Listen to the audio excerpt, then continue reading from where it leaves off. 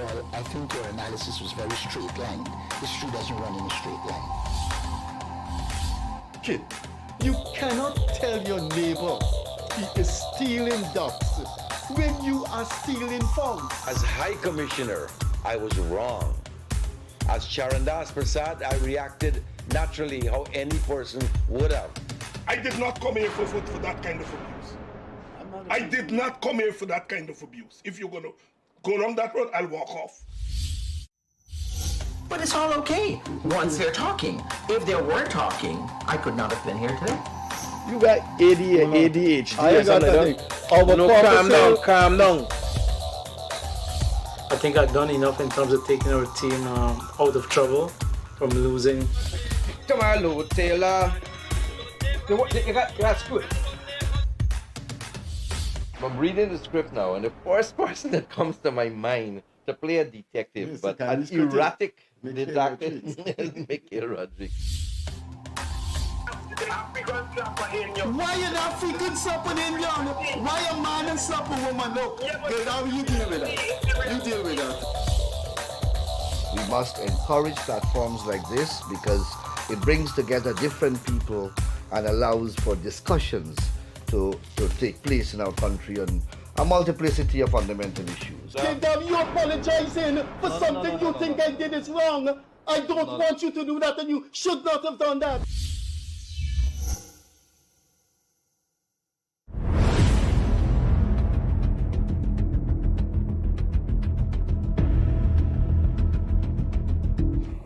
Hi there, welcome to the Freddie Kissoon Show. Thanks for being with us. Good evening, good afternoon, good morning, good night, wherever you are. This is a Freddie Kissoon Show that goes for 1 hour. We are recording this program after the world would have known that President Trump beat Kamala Harris for the presidency of the United States. Two of the guests here are two of the most qualified persons in the Caribbean to talk about the elections and by extension what the international world would look like. When he became General Secretary of the PPP under the presidency of Baba Jagdeo, I went to Freedom House to see Donald Ramotar for some reason or the other, I can't remember. And the first thing he did, he produced a magazine, which I can't remember was from either China, Cuba, or India, about Dr. Jagan's call for a new international economic order. And the article was something similar to that. I've known Donald Ramotar since we were teenagers, and has a passion and still has that undiluted passion for international affairs topics.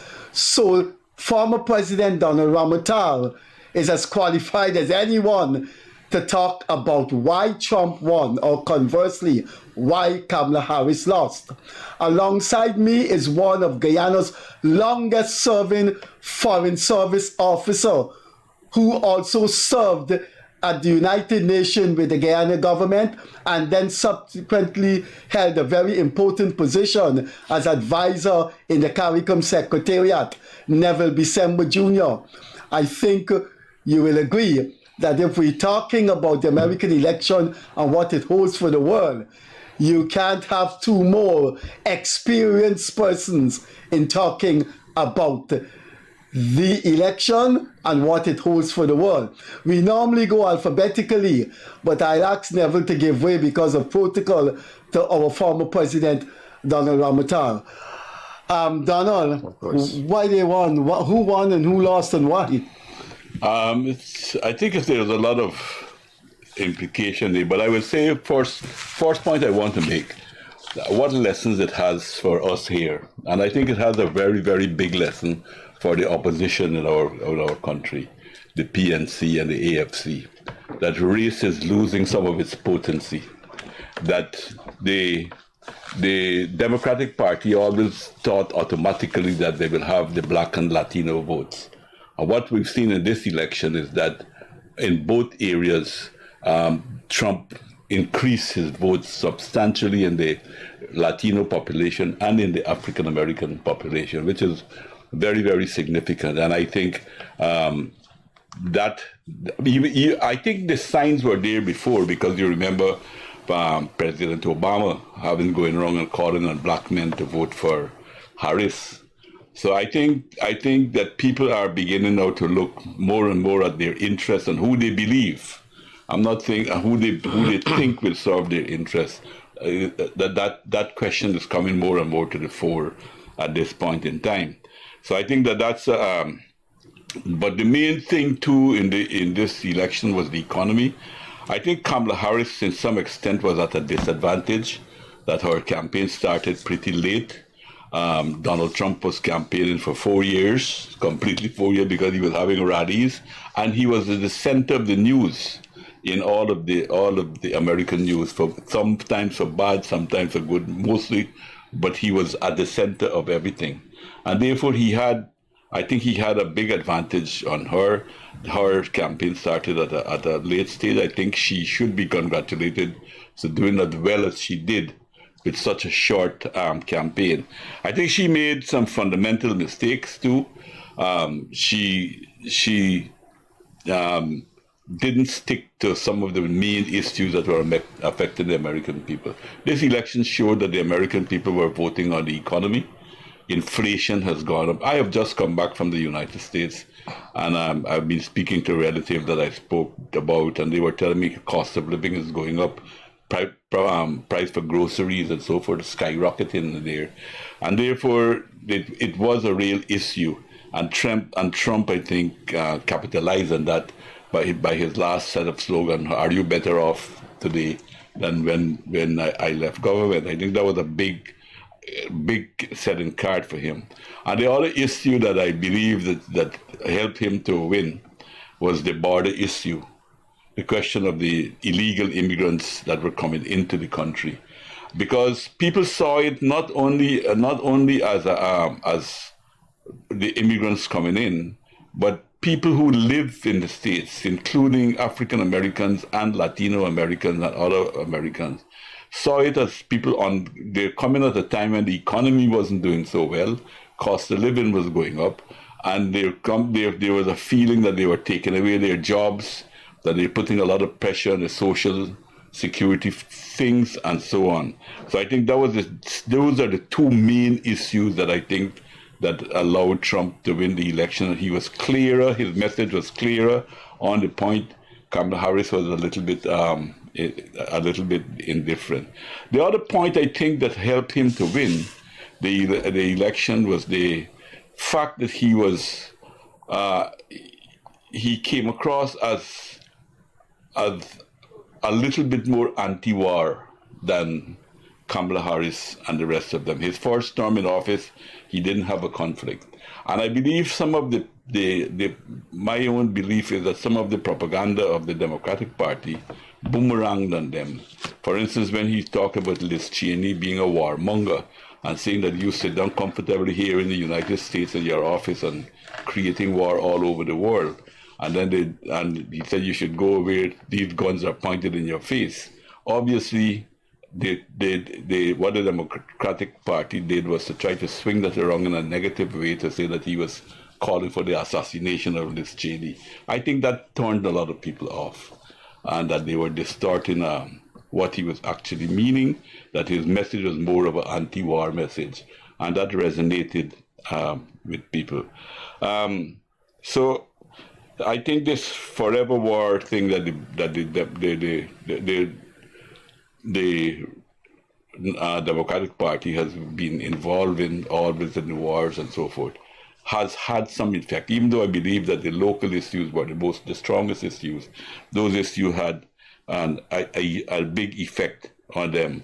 So I think those were some of the main issues. I don't think Kamala Harris distanced herself enough from Biden. Even when she was asked what she would do differently, she made a terrible mistake, but said that she don't think she would have done anything differently. So people didn't see her as a change, and they tied her up with all that was happening in the world and the negatives within the country. And finally, I think also, in a way, the Trump's victory is also a reflection of people getting a little bit fed up of all of that the Democrats have lost their way in some instances. Instead of looking at their traditional support, which is generally working class and so forth, because if you notice, the workers voted more for Trump, and they defied their unions in some cases, because they have been concentrating on periphery things of LGBTQ and all of that, those kind of issues, instead of focusing on the real material conditions of the working people in the United States, which has been deteriorating, and the inequality has been very, very sharp, etc. Thanks. Before I go to Neville, do you know, Donald, this is about the 6th or 5th time of the appearance here, and he's always worn a short jacket. I've never seen him with any other attire. Short jacket this morning because I was in a hurry. Always a short jacket. I got a dress code for me, and man. that's very good, and I support that. You're a short jacket man too. He's a short jacket man, Yeah, because I believe that that's our national wear, and we should wear all of these big European dresses that some people like.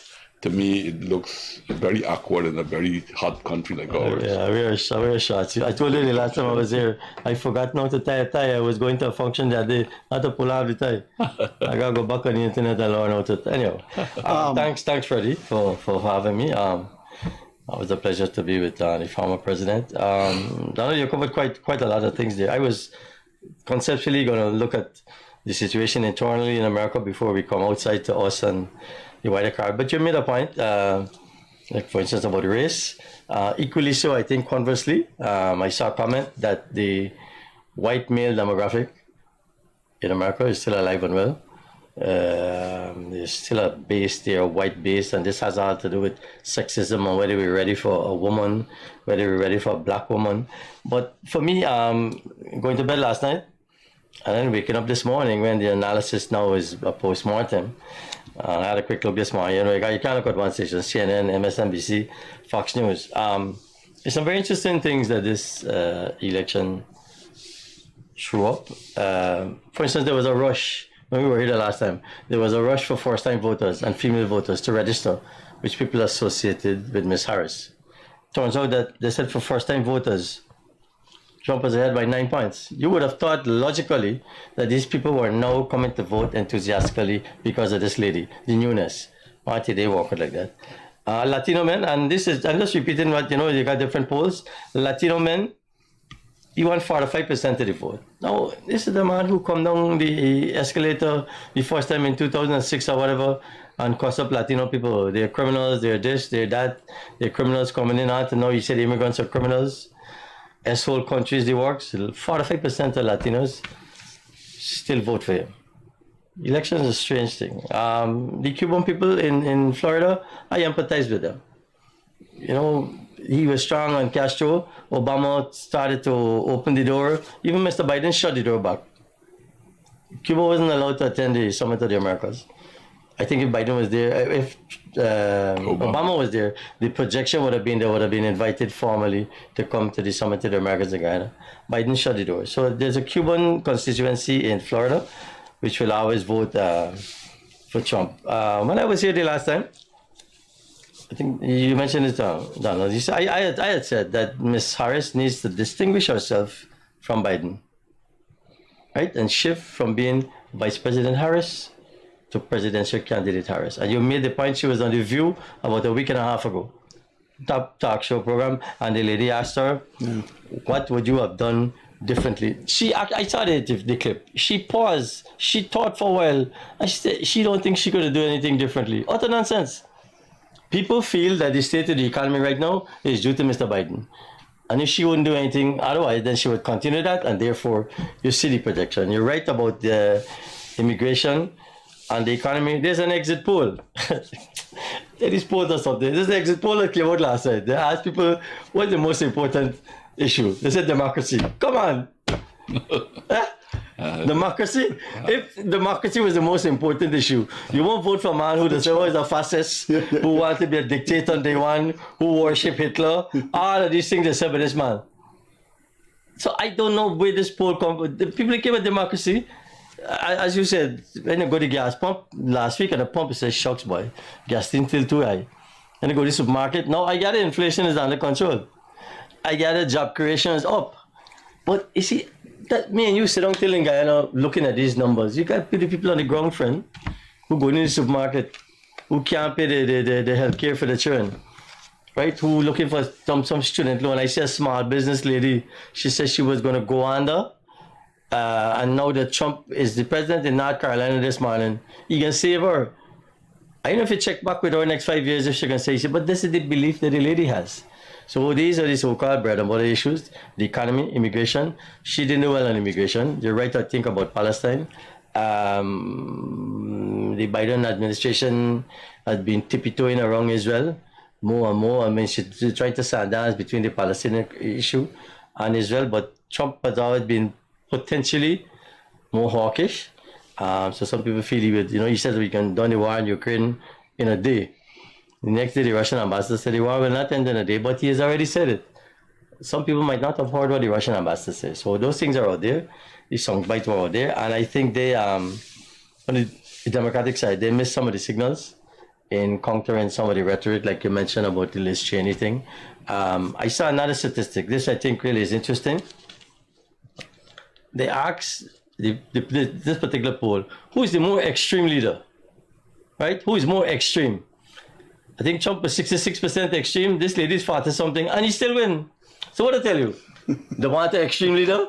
You know, when you try to look at what the numbers mean, right? What the average Joe or Jane in America going into the poll, yeah, boy, I want an extremist leader. I can vote for Trump. But that's what the polls say. So even here in Guyana, we have the posters, Bishram, we come on them. You got to be careful with some of the polls. This was an unusual election.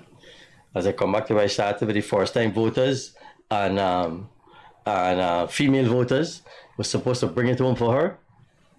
It didn't happen. The one demographic I'm still reflecting on is black males. I don't. Trump was doing very well with black males in America. This is a man who, so he can pay some reward for the Central Park 5, right? Them 5 black boys who were wrongfully accused of raping the lady in Central Park. It turned out years after they were exonerated. He's a man who, when he had his construction worker, never used to hire people of color. Right? There's a number of indications. He's make disparaging comments about black people.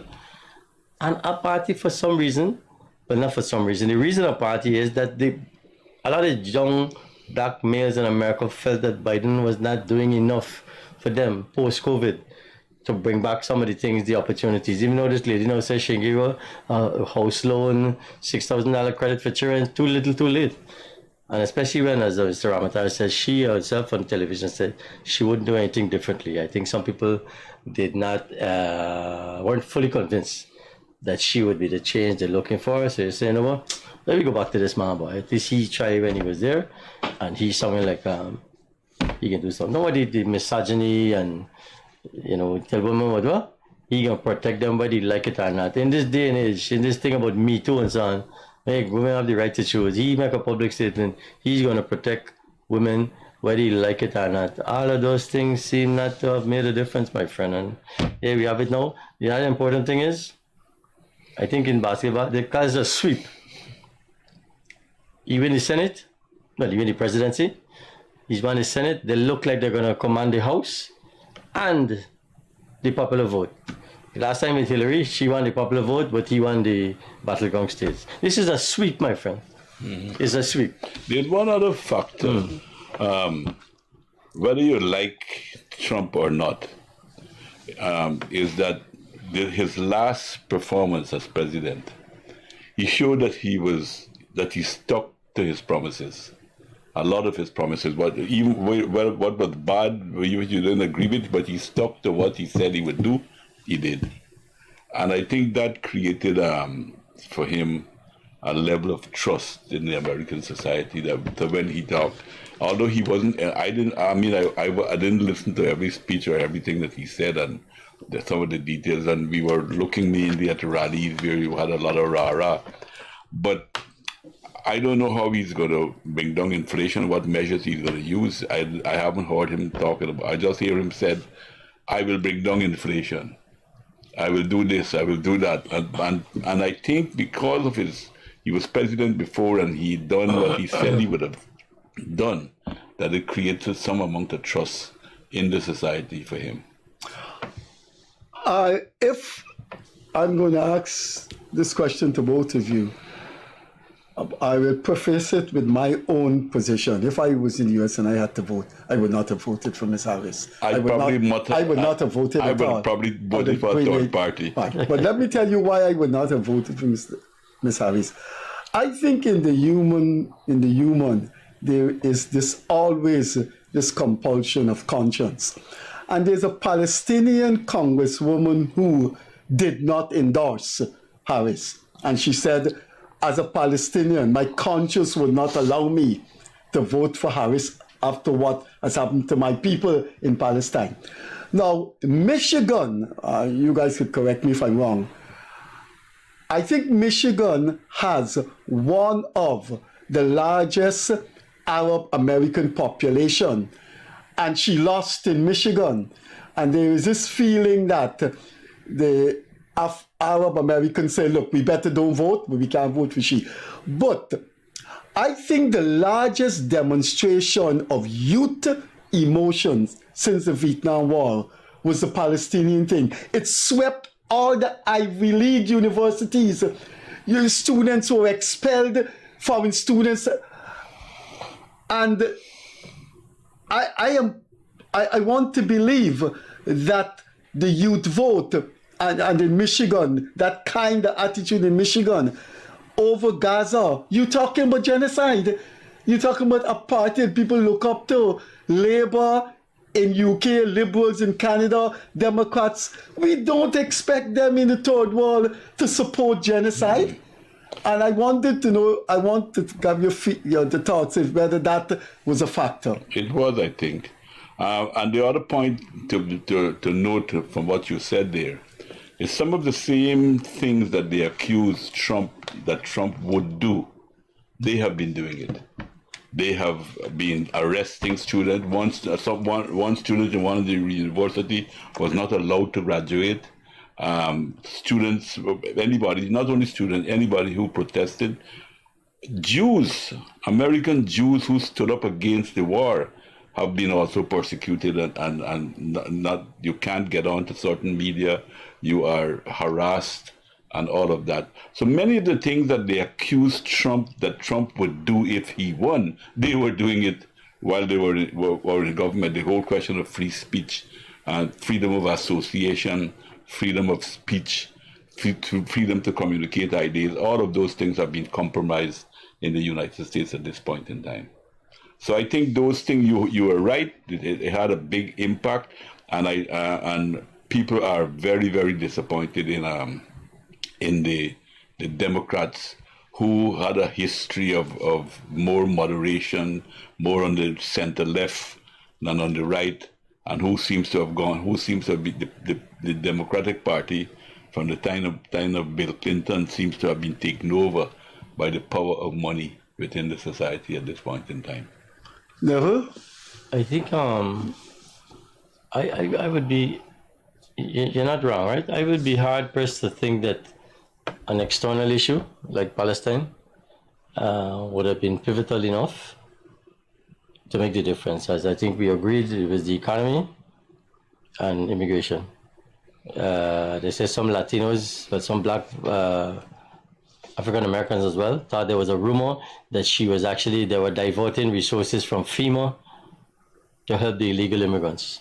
But it wasn't true, but these things catch on, right? Social media. Yeah, these things catch on. It sound nice. This is happening here. People talk foolishness, it sound nice. And catch on, right? That's the power of social media.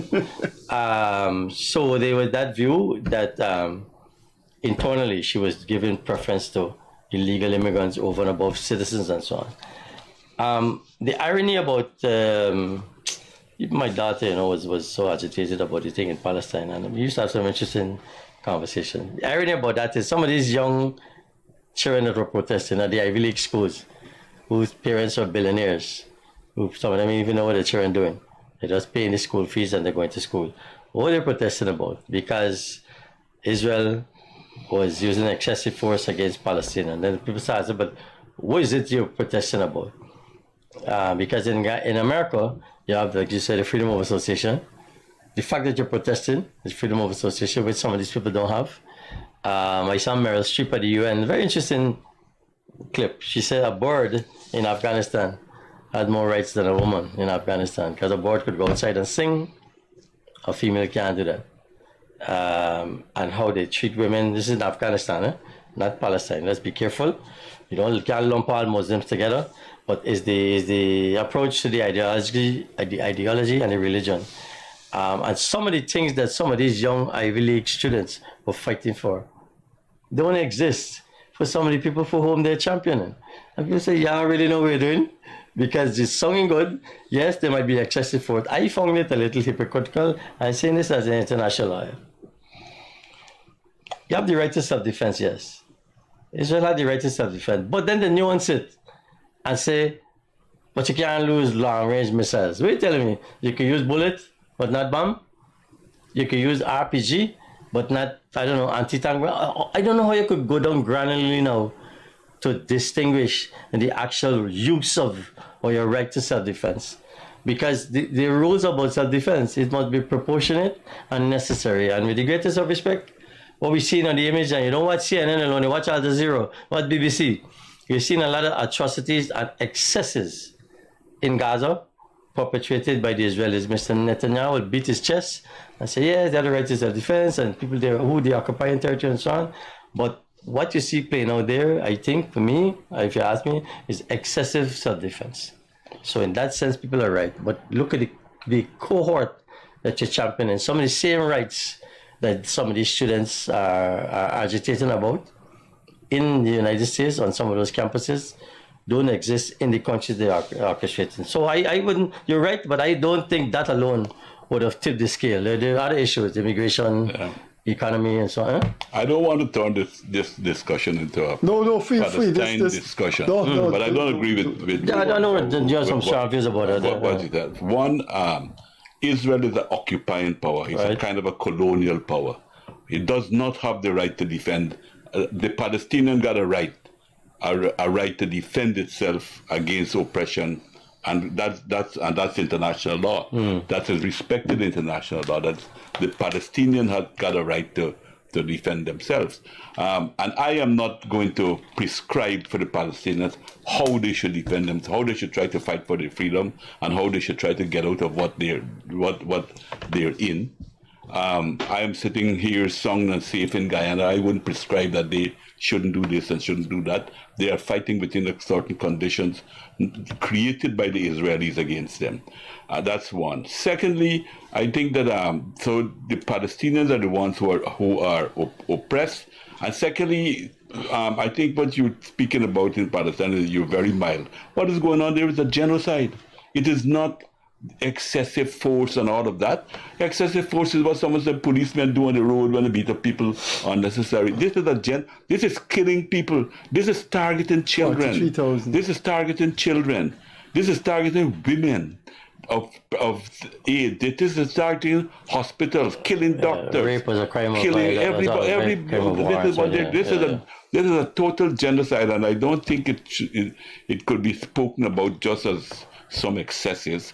And about the Arab world, there are a lot of problems in the Arab world where the people are fighting against. So they are the people, the same masses that you talk about, where some of these things don't exist, but the masses are fighting for some of these things too. They're demanding some of these in Jordan, in many other places.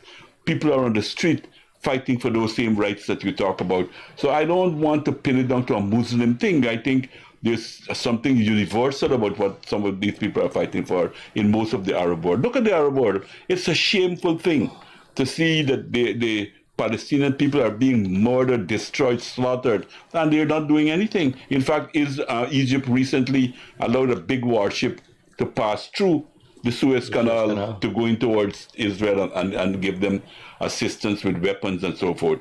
So let us not make the Arab world a benchmark for what is good. The people in those countries are rising up for some of the same rights, freedom of speech, freedom of association, as many of many other people in the various parts of the I world. think there's a case at the ICJ right now under the Genocide Convention, where they're taking Israel to the ICJ, which is the International Court of Justice, or the ICC, where you can try individuals. They were going to open an investigation against Netanyahu, and America and everybody jump up like if something inherently wrong with that. Nothing wrong with an investigation, but the amount of protest that was there, which is something that the ICC, the criminal court, can do under its, once it gets a credible report. So those things are ongoing. You're right about that. They're ongoing. And we see, I'm sure South Africa has brought the case. And other countries, I think, the European countries too have joined in. Belgium. Indeed, I am very disappointed. I said I didn't want this to go to a Gaza issue, but I am extremely disappointed in our region, the Caribbean region. South Africa, our region supported the fight of the ANC against apartheid in South Africa. We were part of the struggle to get South Africa.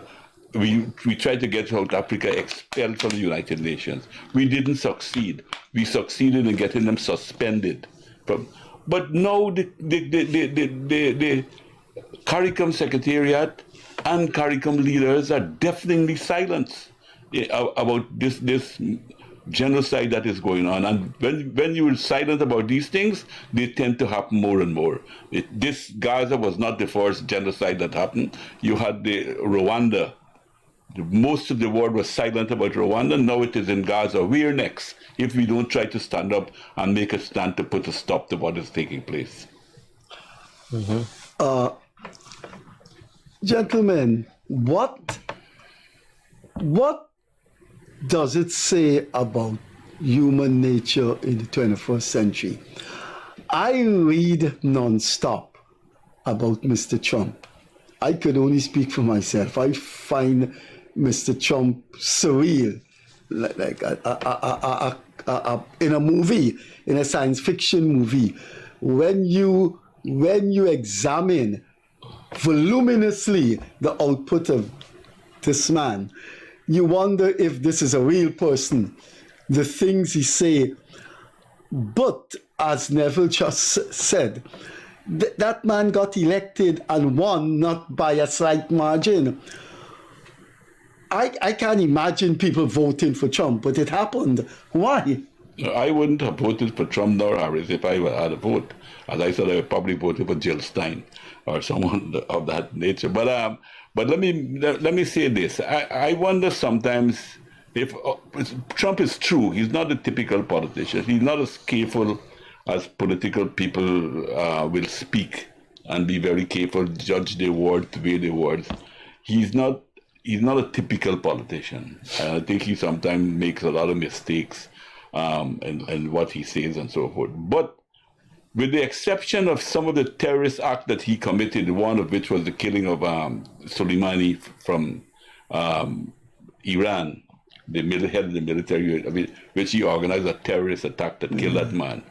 He did not go to war. He did not. I mean, I think we gotta also look not only what people say of the person, but what the person's record.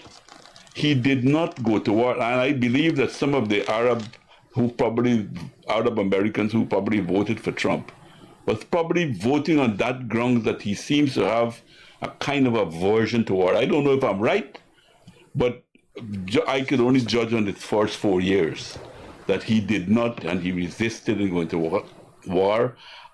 He tried to make peace. He tried to reach out to his opponents, even when he was the first American president to talk to the president of North Korea, and so forth. So he was talking to people who the Americans have a difference with, not only with his friends, but he was talking with other people who could be described as some of the. I mean, I'm totally against his position on China. I think his policy on China is going to create a lot of difficulties the world over when he tried to sanction China, and he could be creating a big problem for himself, because part of the reason that the cost of living is very high in the United States is some of the sanctions that they're putting on China when cheaper goods from China can't get into their market and so forth.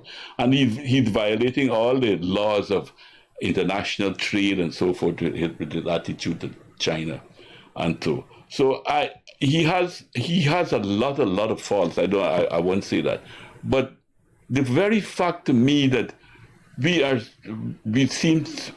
lot of our Guyanese people seem to be tending towards how wonderful probably Harris would have been. But look at the Democratic Party, the war all over the place. The war in Ukraine should have never happened. The war in Gaza, look at what they are allowing. They are supporting it.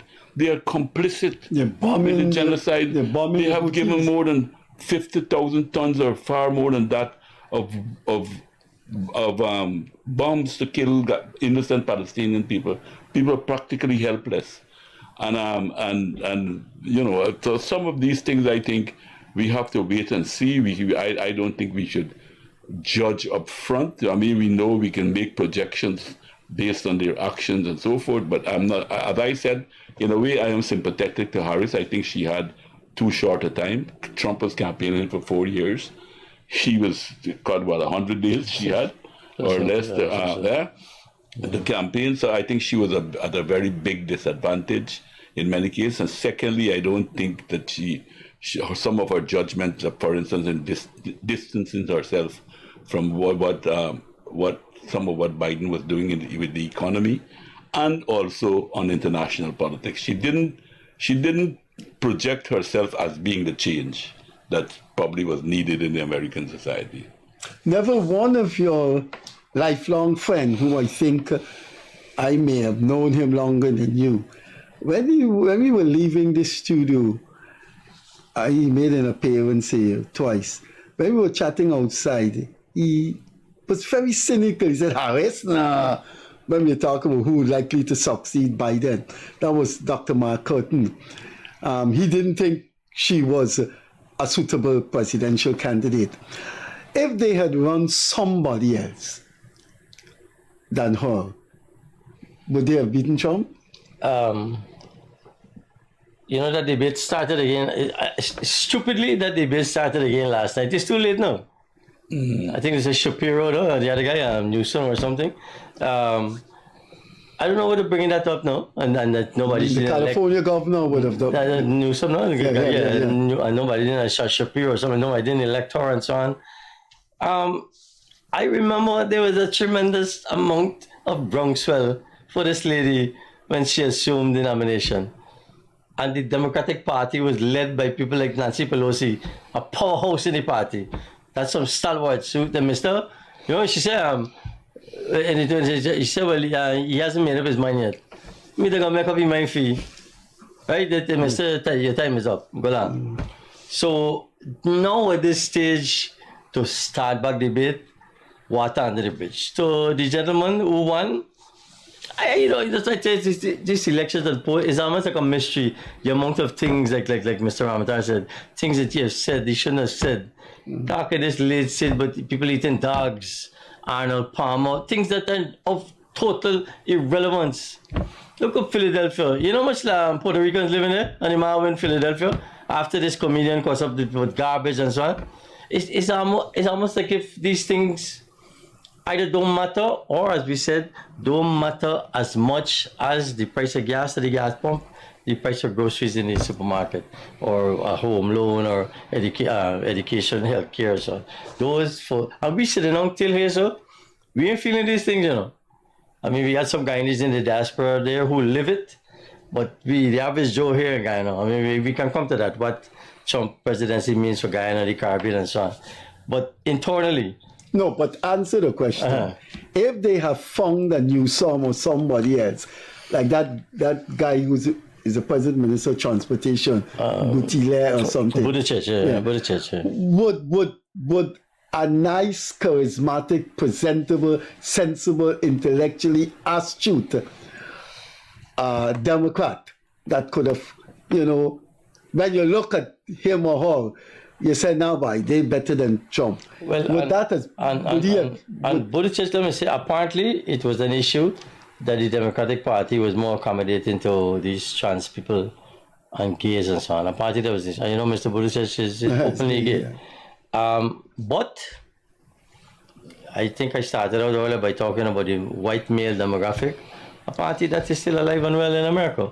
When she was first mentioned, I personally said the white boys might not like that. The white stronghold within the Democratic Party. Obama had to face the same thing, to break through that glass ceiling. Ron Brown, who was Mr. Bill Clinton, Commerce Secretary, all things being equal, could have been the first black president of America. But the time wasn't right, and the plane crashed. I don't know, we know the plane crashed. That's a separate story, right? So your time got to come as a person of color and as a woman. And apparently, in the great United States of America, on top of equality and democracy, apparently they're not ready for a woman of color or a woman from Asia, whatever it is. Unfortunately, even though the groundswell was there, the fact that last night they sat back with these debates tells me that there might have been an undercurrent. So you might be right if you had a white male representing the Democratic Party. That might have made a difference.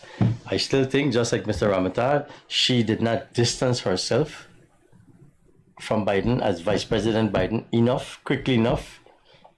Just say, hey, yes, I was Vice President. You see, that's part of the dilemma of being a Vice President. You just go and, people say, well, shake, baby, and open thing. You don't really have a task to do. Biden had tried. Obama tried. He gave Biden energy. He gave them certain specific areas. Look, we get this. Look, we get she the border. Right, get she basket for fetch water. If she succeed, fine. If she fail, well, it's that means she. But it's a difficult task. Like here with the prime minister's position, you're like in the shadows of the president. You got to be careful. You got to draw the limits and so on. And I think in that sense, she didn't really come into her own during the 4 years. And as we were saying, the time was so short for her to distinguish herself. So short answer is yes. Maybe if they had a white male person, perhaps not Buttigieg because of his sexual orientation. Somebody else, Shapiro, one doesn't know some. You probably have a point, but I'm not so sure if we can project with any definiteness about what you're saying, because the same white people that you're talking about voted for Obama. Voted for Obama, voted for Clinton. So I think it is what they saw. That Iran gone? Yeah? Maybe she's a victim of a Biden. No, what I'm saying, the same white working class that you're talking about, that now voting for Trump. I think because they felt betrayed. Look at what Hillary Clinton did. I think they felt betrayed. Hillary Clinton went and said, I'm going to close on all of these coal mines. Right? Out of these coal mines. Who working in the coal mines? White working class. White people. So, and these are the same white people, if you look at the statistics, who voted for Obama. So I think it's not as definite as you say. And as far as the I agree she felt betrayed. One of the most liberal parts of the world is New York. And you know what the Democratic governor of New York said? Israel could be justified, right, in getting rid of Gaza. You don't expect a Democrat to say that? Exactly. But you see, so I think it's also an accumulation of things that the Democrats have moved their finance heavily now by some of the big multinational corporations. They're more financed than the Republican Party by these military-industrial complex and all of that. So the role, in my view, seems to have changed or is changing. That the role of that these a black parties, woman is the head of the Conservative Party in the UK. She's the opposition leader in the UK. So black woman. I know now she can last. But yeah. But I think my own view is that the it's the issues. Look at the Democrats have allowed. Well, not only maybe I might be too harsh a judgment for the Democrat, but let me say the American society have allowed themselves to be captured by the IPAC and the whole, if you look at the whole State Department, they're all people who supporting what is taking place in the Gaza. It is nauseating to look at some of the press conferences coming out from the State Department and the White House, that these people are controlling everything and so forth. So people want something a little bit different than Trump's nationalistic appeal to America first and making America great again is resounding with some of these people. It has a response in some of these people. I mean, I don't too like it either, because I could see there are dangers in that type of thing as well. But the fact is that it is having some resonance in the American society. Yeah, that's why I say I think to do the analysis, you got to look internally as one aspect, and then externally come outside. I mean, we haven't spent too much time on that, on like us, Venezuela, NATO, climate change, those things. You see, it's a U.S. election, which is a national election. But unlike with several other countries, that election has implications beyond the borders. It's a special election. It's a special election. You know how much people watched the election last night? The most powerful country in the world. Right. So going forward, you got, got Maduro. He had been more hawkish on Maduro. There was talk, Bolton, he followed his national security advisor. But the man said there was talk about some regime change. Oil and gas. He's the man about drill, baby, drill. Which in fact is what we're doing, and I think the government, President Ali is quite right. Since 1992, we had this problem with the developed world, but conservation and preservation. We must preserve the environment. We say, no, preserve means live in the same state. We're going to conserve it, which means use carefully. Yeah, I'll mash up the environment. I know you're commenting, we must preserve it. No. We will conserve it, which is used carefully. It's the same thing we're saying. We got a big carbon sink going. We're doing some mitigating factors. I don't know what the science is like, but at least we're making an effort. And in as much as we know on the cusp of economic development, I think it's a little disingenuous. So people thought we must slow down with the thing. And there's some statistic that said, under the Biden administration, they have gone ahead with fossil fuel exploration. Yes. So that's in the news. Yeah, that's all over. Right. So oil and gas, we should be in step with what Mr. Trump is doing. Climate change. I saw a piece that said, Mr. Trump had withdrawn from Paris. Biden went by the Paris Agreement. I saw a piece that said if U.S. were to withdraw, China would follow suit, then India, then the old baby party broke up. Because we're still waiting on these billions for financing and mitigation and adaptation and so on. That has implications for us in the Caribbean, not only in the small island states, in the OECS. We have a problem with sea level rise here because we're below sea level. We need to look at that. We talk about Gaza already, Ukraine. You mentioned tariffs. This man is some MBA from Wharton and so on, right? And he said... Wharton School of Economics. So he said you're going to impose tariffs. As Mr. Ramotar quite rightly said, when you impose tariffs on goods, the prices go up. Yeah, boomerang. So how is it you telling people, I'm going to deal with China, I'm going to impose the tariffs? No. But people don't, it sounds good, eh? Yeah, you can deal with China. But look at the implication. That will have an inflationary impact. The cost of living will go. But, I think overall, as you were saying, the message that he portrayed, people close, there's this nonsense about the most important thing is democracy, that they matter. But looking towards our thing, you mentioned CARICOM. In my recollection, when I was the secretary, Mr. Trump never actually met with CARICOM as a group. He met with some of the heads of government selectively. We don't know, we wait and see. We got to see who will come in the Secretary of State. You got to start all over again in Washington, the ambassador to make a new pitch, reach out, do the work. Yes, this is the quote-unquote backyard or front lawn. China's coming in as a counterpoint. You need to work those situations. But I think we need to see what position they take. And for our own national issue, the problem we have with Venezuela is going to loom large to see how Trump reacts to Maduro, and to a lesser extent to the migrationary aspects and the economic problems in Caracas. I think the negative thing about Trump's winning the election is the climate change issue. I don't think he is convinced about climate change. Our position is slightly different than what I understand. Our position is that if fuel is needed for the next 50 to 100 years, and you were telling me, we are saying is that we now start to produce oil here. You have been producing for a very long time. If the question is for anybody to close down their operation, you should close down your operation and allow us to fill that gap in for the 50 years. I think that's what I understand. Our position is, which I support fully. And I think the government also is very conscious about environmental issues, but that is their position. If carbon fossil fuel is a problem, so you close down your operation because you have been benefiting and pumping a long time. Causing more damage. Right, and we are still preserving our carbon sink while we producing fuel and so forth. So, but I think Trump is definitely a danger to climate change. I don't know if he don't understand the subject very well, or if he's surrounding himself with people who really don't appreciate how serious the question of climate change is.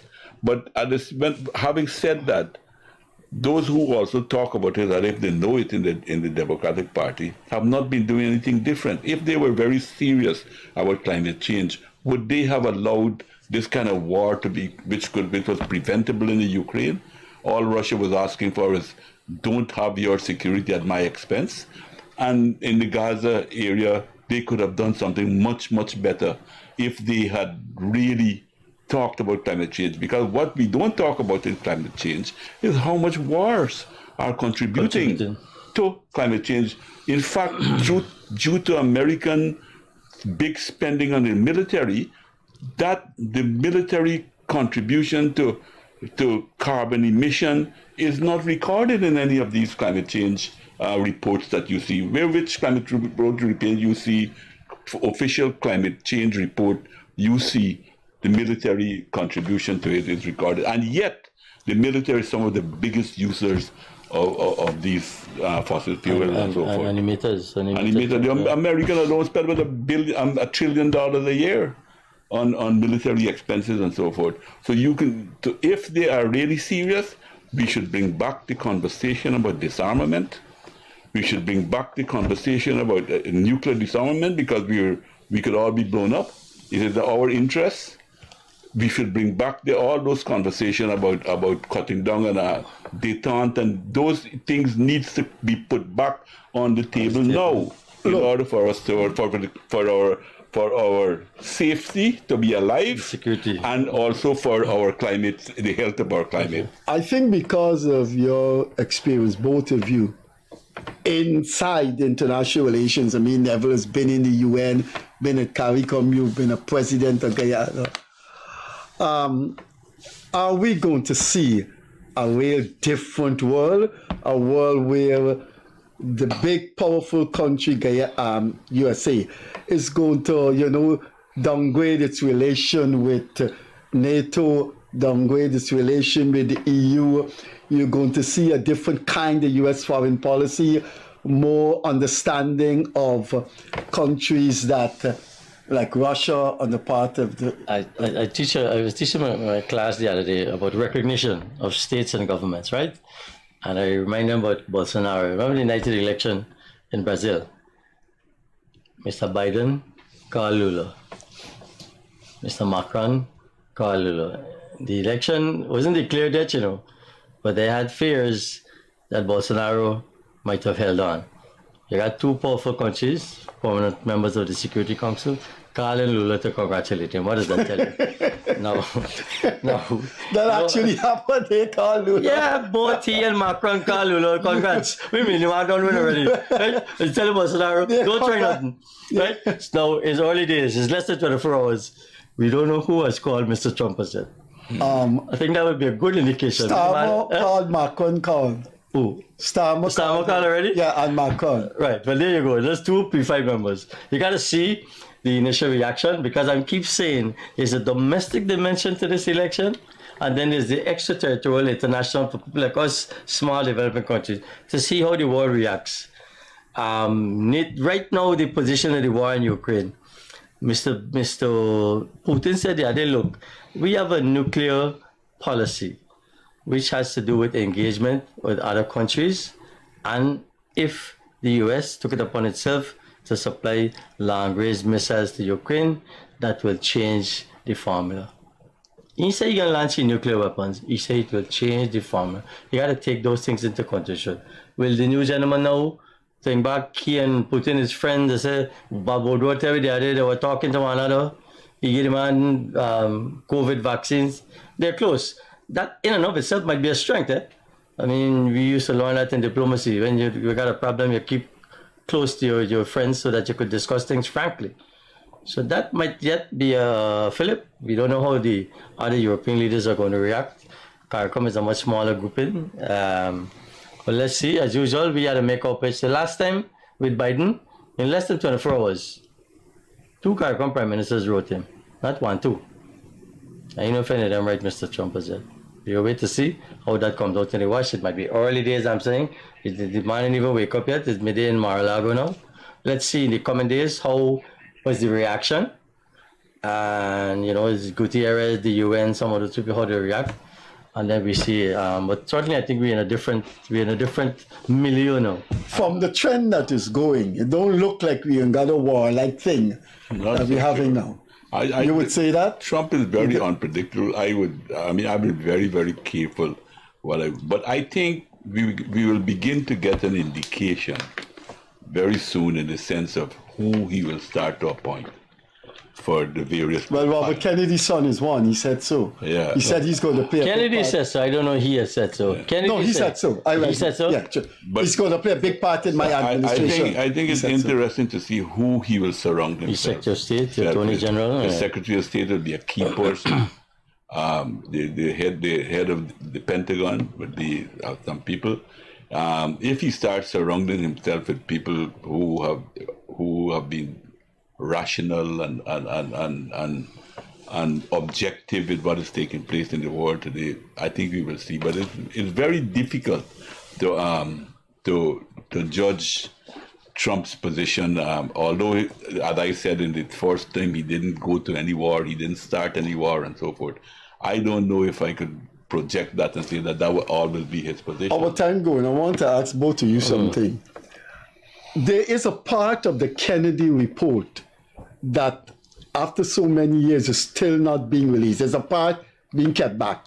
When he campaigned for the presidency the first time, he said he will release that part. None of the Democratic presidents has released it. Robert Kennedy's son wants it to be released. Trump said no, if he wins, he will release it. What is in that second part that Robert Kennedy wants to know about his uncle? Is there something in that thing that is so frightening that former Democratic president don't want to release it? And don't you think Robert Kennedy is entitled to find out what happened to his uncle? I think the world is entitled to find out what really happened. My own view is that what happened to Kennedy. If you remember, just before he was assassinated, months before, he was in June, I think, of 1963. He made a speech at the American University, a very, very important speech, where he was going towards. You remember, he was the first president also who had an agreement with limiting nuclear weapons and treaties and so forth. And he had been making some very objective speeches at the time. And that's why many people feel that it was the CIA had a big hand in what happened to him. Up to now, it's still speculation. But why would the Clinton or Obama not want to release that? More and more. Well, one thing that I believe you can say is that what many of us probably don't appreciate is the strength of the establishment outside of the elected people. Trump has a word for that. Dark state? The deep state. Deep state? Yeah. Well, the security people tell you, you were president, you get exposed to certain things, and you got to make a decision as a president whether it is in the best interest of the larger public for them to know. Security people tell you need to know. Quite frankly, some things you don't need to know. What do you think about public discrimination, public discourse? Look, we had our own experience in '63. Now them papers come out, the Nazi story come out, but Dr. Jagan, what the US government did to him, everything come out. But there may be other things that are really ultra top secret that you should, like, give you an example. When they were going after Bin Laden, right? A small group of people knew about the operation. They were so worried about it. Because the last time I remember, shortly after 9/11, that Obama in his sights, that sighted him up in the mountains. And at the time, with the chain of command, Bin Laden? Bin Laden. What was it? Oh my goodness, Bin Laden. And I had to go back to the capital to get permission to pull the trigger. By the time they get the permission, in my God. We got to go. Could you briefly sum up what the world is going to be like under Trump presidency? Do you want to start or? On the Trump? Yeah. No, I think it's too early. Let's see the international reaction. We got some clear indicators already. Climate change. He is big on trying to regain this role for America. I don't know if the right way, how he doing it is going about it. He's a little more aggressive than that. America is a powerful country, but there are other countries in the world they got to live with. The European Union is powerful. You got to come to, people don't understand, even though the US and China have their problems, there are other issues that they cooperate on, science and technology, military cooperation, and so on. So even though people might, at one level, disagree with something, there are other areas where they can cooperate. You can't go it alone. It's not an island. For some of the smaller developing countries, we have to reach out and make our case. But let's see. Certainly, I think on the wars, he seems to be more hawkish, which means he might be a little more aggressive in trying to tone down the conflicts. And then we see internally, I think for the American people, they have some issues to work out in terms of whether the economy in fact will increase. But for us, we from Guyana, with oil and gas and so on, we should be on the right track. And Venezuela, his stance with Maduro, we also should be on the right track. So, but let's wait and see. I would say, judging from his last period of presidency, I think there will be some positive area that, because he doesn't look like if he's one of the person who, unlike the Democratic administration, who wants war all over the place. I think he seems to want peace. However, he has some ingrained position that can land us into serious problem. His attitude towards Iran is a big issue. You remember he was the one that broke the relationship with Iran, and Iran is not a pushover. Iran can, if he decides to attack Iran, I don't think it's going to be that easy.